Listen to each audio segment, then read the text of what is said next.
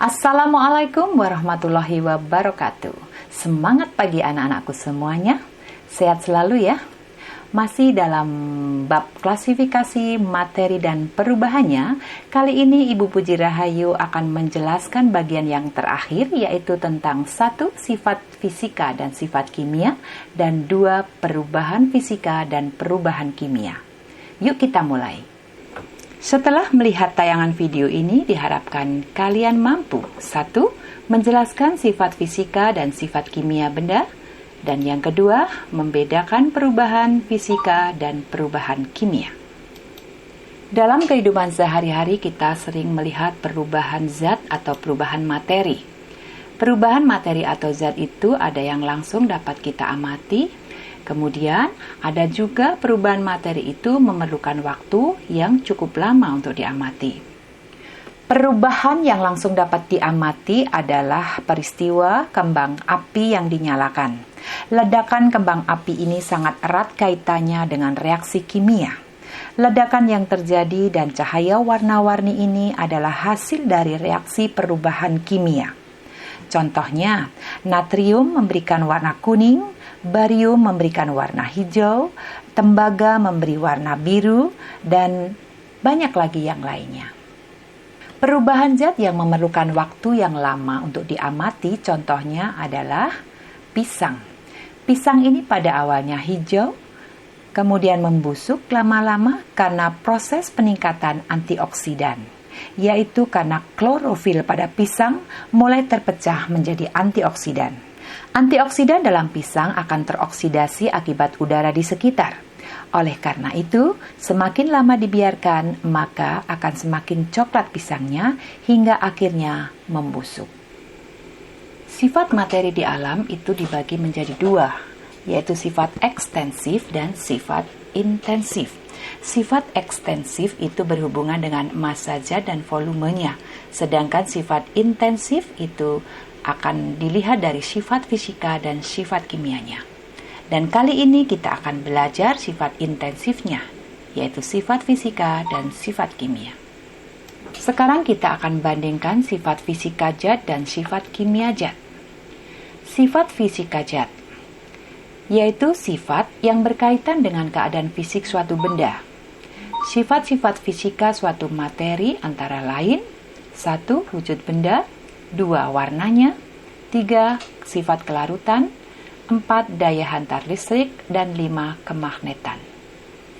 Sedangkan sifat kimia zat merupakan karakteristik suatu materi yang berhubungan dengan interaksi antara materi tersebut dengan materi lain. Sifat-sifat kimia antara lain: 1. Mudah terbakar, mudah meledak, busuk atau asam, berkarat, dan beracun. Itulah perbedaan beberapa sifat fisika zat dan sifat kimia zat. Sekarang kita beralih kepada perubahan zat. Perubahan zat juga dibagi menjadi 2, yaitu perubahan fisika dan perubahan kimia. Perubahan fisika adalah perubahan zat yang tidak disertai dengan terbentuknya zat baru. Suatu materi dikatakan mengalami perubahan fisika apabila pada materi tersebut terjadi perubahan bentuk, wujud, dan ukurannya. Contoh perubahan fisika. Yang pertama adalah perubahan bentuk dan ukuran. Dalam kehidupan sehari-hari, misalnya beras yang ditumbuk menjadi tepung beras. Jadi di sini beras itu hanya berupa ukurannya tetapi tidak timbul zat baru. Kemudian kayu yang dirubah menjadi kursi, meja, atau lemari. Semua bahan tetap terbuat dari kayu, tidak timbul zat baru setelah dia berubah. Maka dikatakan hanya perubahan bentuk dan ukurannya saja. Kemudian yang kedua adalah perubahan wujud. Seperti yang kita tahu, contoh perubahan wujud itu ada mencair, membeku, menguap, mengembun, menyublim, dan mengkristal. Dan yang ketiga adalah pelarutan atau pengeringan. Contoh misalnya larutan gula. Ketika kita membuat larutan gula, itu terjadi perubahan fisika. Jadi tidak terjadi perubahan atau timbul zat baru. Memang gulanya larut, tetapi rasa gula manis ada di dalam air itu. Kemudian pada jagung yang dikeringkan, Misalnya jagung segar yang diubah menjadi jagung kering. Dan contoh yang keempat adalah pemanasan atau arus listrik. Contohnya adalah filamen lampu pijar. Jadi filamen pada lampu pijar yang menyala ini akan memuai. Ya. Tetapi setelah lampu dimatikan, dia tidak akan hancur atau tidak akan berubah menjadi zat lain. Suatu saat lagi akan bisa dinyalakan kembali. Dan contoh berikutnya, pemanasan adalah besi yang dipanaskan. Besi ini apabila dipanaskan, dia akan membara, tetapi ketika didinginkan, dia akan kembali menjadi besi lagi. Nah, kalau perubahan kimia itu adalah perubahan yang dapat menghasilkan atau membentuk zat baru dengan sifat kimia yang berbeda dengan zat asalnya. Berlangsungnya perubahan kimia dapat diketahui dengan ciri-ciri, misalnya terbentuknya zat baru, terbentuknya gas, terbentuknya endapan, terjadi perubahan warna, atau terjadinya perubahan suhu. Kita lihat contoh yuk, perubahan kimia itu seperti apa aja. Contoh perubahan kimia yang pertama, misalnya ada proses pembakaran. Ketika kita membakar kertas, maka setelah kertas dibakar itu timbul zat baru, yaitu abu. Begitu juga ketika kita membakar kayu. Kayu yang dibakar itu akan menghasilkan arang dan lama-lama juga menjadi abu. Nah, ini disebut proses kimia.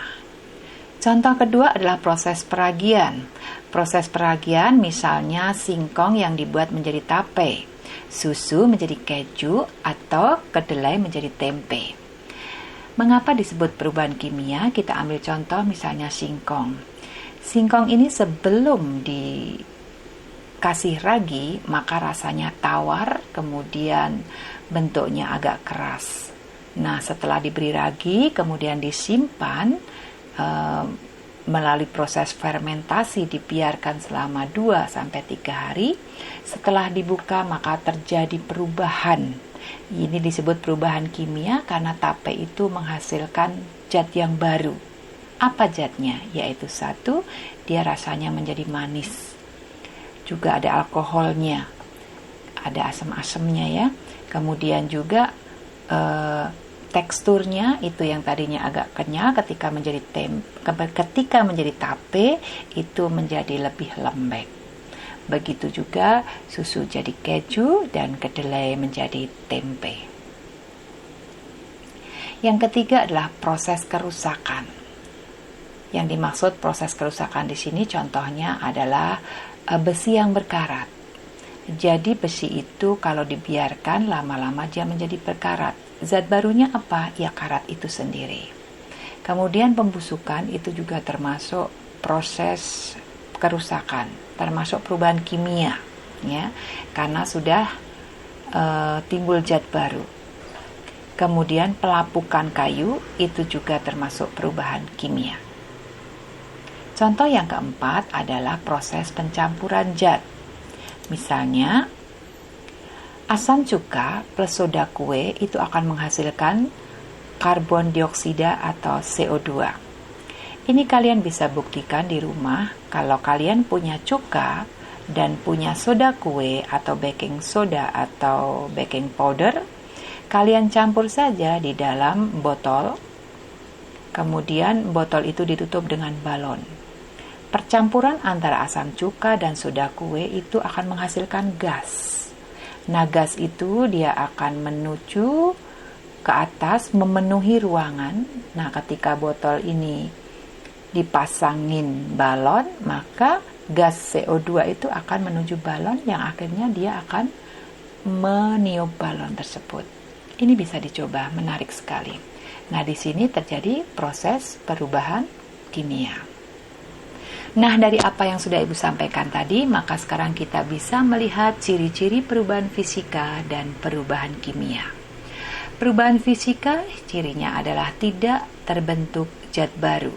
Tadi misalnya beras ditumbuk menjadi tepung, dia tidak timbul zat baru. Tetapi kalau pada perubahan kimia, itu akan terbentuk zat baru. Jadi ketika kertas dibakar, itu akan timbul zat baru yaitu berupa abu. Yang kedua adalah perubahan fisika itu komposisi materinya tidak berubah. Sedangkan perubahan kimia, komposisi materi sebelum dan setelah reaksi akan mengalami perubahan. Dan kemudian perubahan fisika itu tidak terjadi perubahan warna, bau, rasa, dan tidak akan terbentuk endapan. Sedangkan perubahan kimia itu ditandai dengan terbentuknya gas, mungkin endapan, bisa juga perubahan suhu, juga bisa perubahan warna, perubahan bau, dan juga bahkan perubahan rasa. Kita lihat sekarang penggunaan perubahan fisika dalam kehidupan sehari-hari. Yang pertama misalnya industri es batu, yaitu air yang berwujud cair berubah menjadi es yang berwujud padat. Kemudian pada industri susu dalam kaleng, yaitu wujud susu yang cair diubah menjadi susu yang berupa serbuk. Ada juga industri gula pasir, yaitu gula yang berwujud cair ya dalam batang tebu itu diubah menjadi gula yang berbentuk padat. Kemudian penggunaan perubahan kimia, misalnya industri minyak bumi, yaitu penyulingan minyak bumi yang menghasilkan minyak, gas, bensin, solar, lilin, aspal, dan sebagainya. Yang kedua adalah industri sabun, yaitu minyak kelapa ditambah dengan larutan soda api berubah menjadi sabun yang berguna untuk kehidupan kita sehari-hari. Dan penggunaan perubahan kimia berikutnya adalah industri cat, yaitu hasil perubahan kimia suatu zat yang mempunyai warna tertentu. Nah, itulah anak-anak tentang sifat fisika dan kimia dan juga perubahan fisika dan perubahan kimia. Yuk sekarang kita membahas soal tentang perubahan fisika dan perubahan kimia. Soal pertama. Perhatikan peristiwa perubahan zat berikut. 1. Daun yang tua berwarna kuning. 2. Air dipanaskan menguap. 3. Kertas dibakar menjadi abu. 4. Beras ditumbuk menjadi tepung. Berdasarkan peristiwa tersebut, perubahan fisika ditunjukkan oleh nomor A12, B13, C24, dan D adalah 3 dan 4. Oke, kita bahas sekarang berdasarkan peristiwa tersebut perubahan fisika. Masih ingat tadi perubahan fisika itu apa? Perubahan fisika adalah perubahan zat yang tidak menimbulkan zat jenis baru. Kita lihat yang pertama. Daun yang tua berwarna kuning. Nah, berarti kalau daun itu kan warnanya hijau. Kemudian kalau udah tua berwarna kuning, bahkan dia bisa membusuk, kering ya, berarti timbul zat baru. Berarti ini perubahan kimia, berarti bukan. Ya, ini berarti perubahan kimia. Yang kedua, air dipanaskan menguap.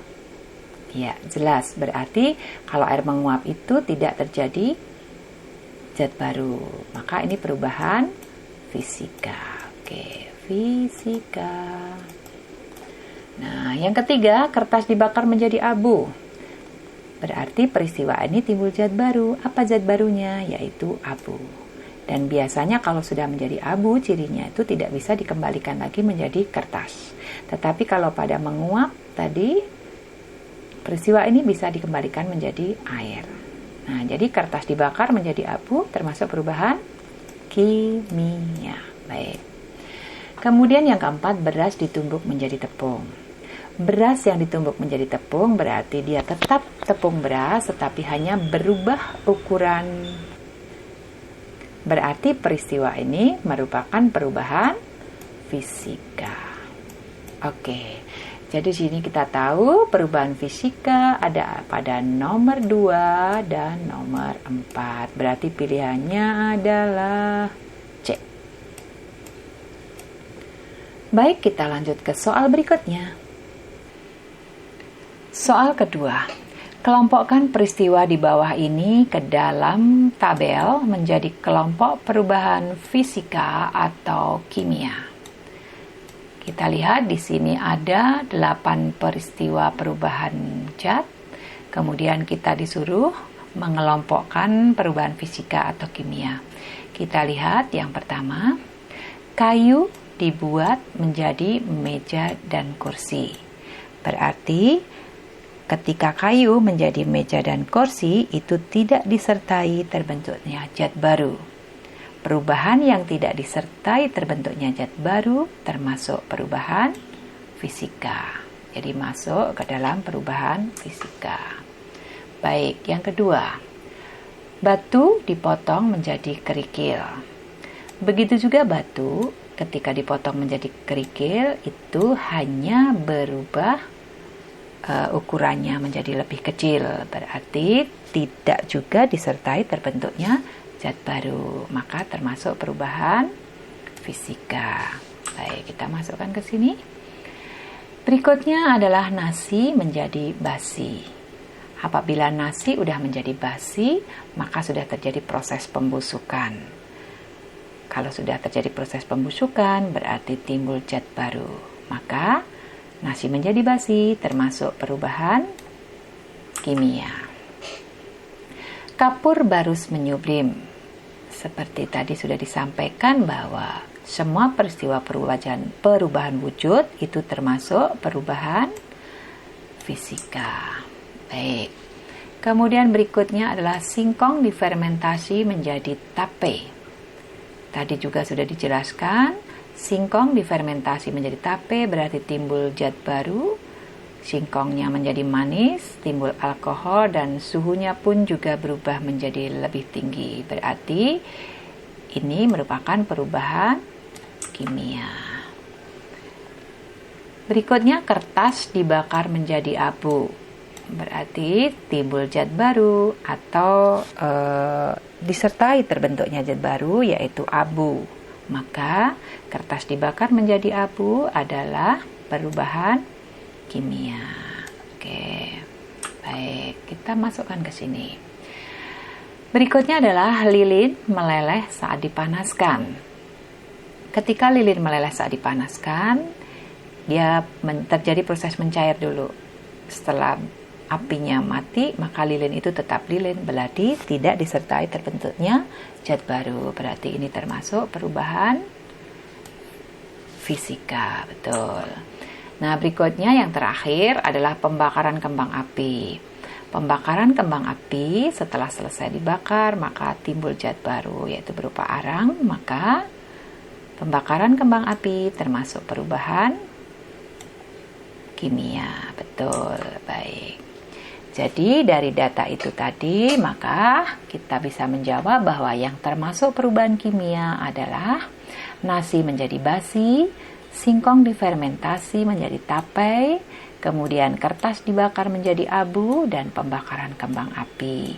Dan yang termasuk perubahan fisika adalah kayu dibuat menjadi meja dan kursi, batu dipotong menjadi kerikil, kapur barus menyublim, dan lilin meleleh saat dipanaskan. Nah, itulah anak-anakku contoh dari soal perubahan fisika dan perubahan kimia. Demikian pembelajaran kita pada hari ini. Terima kasih atas perhatian kalian. Wabillahi taufik wal hidayah. Wassalamualaikum warahmatullahi wabarakatuh.